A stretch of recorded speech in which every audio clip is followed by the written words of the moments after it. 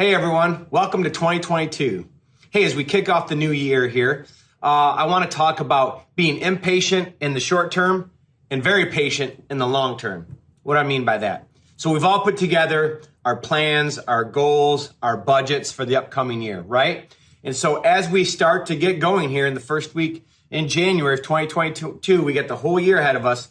We want to be driving for those results, right? And I'm not known as the most patient person in the world. And as I was reflecting on this, I saw somebody talk about being impatient in the short term. And I think I am that sometimes, right? So we want to be driving for results, working with a sense of urgency, working with deadlines. Deadlines create that sense of urgency. It aligns all of our expectations on when things are going to be done and getting those done. So be impatient for your short-term results as you kick off the new year here. But be patient for the long-term results. So what do I mean by that? So we've got long-range goals for 2022. Got the whole year ahead of us, okay? We're not going to accomplish everything in the first week, in the first month, or even in the first quarter, okay? So we've got to be patient on our strategies and the habits that we're developing that are going to see us to those long-term results, whether it's, again, in your organization, could be personal plan. You know, this is the time of year that everybody's back in the gym and fitness is a priority and we all want to get in better shape.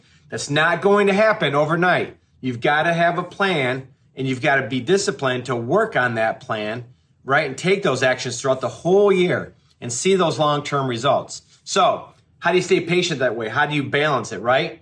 For us, the way I think about it is what are the leading indicators? What are the activities that we're doing that are going to give us those long-term results? And let's track that. So for an organization, right, like Service Express, there's a number of leading indicators that we track through our performance measurement system across the whole company that will show us, are we on track towards those bigger goals that we've set?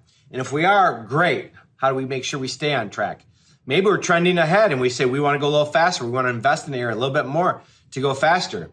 Maybe we're off track. So let's look at that and say, what adjustments do we need to make? What did we think was going to happen? And now what has actually happened? And how do we make those adjustments, right? And continuing on that path, keep working, keep chopping away at it to drive us to long-term goals. That's what I'm talking about, having long-term patience. And I think if you show short-term progress, that's how you can have it. At least that's how I look at it for an impatient guy like me. But being impatient on the short-term goals, meaning if you're supposed to go to the gym 3 days a week, 4 days a week, 5 days a week, whatever, be disciplined, get up and go. Make it happen this week. Be impatient. Don't wait till next week, the week after, get it done.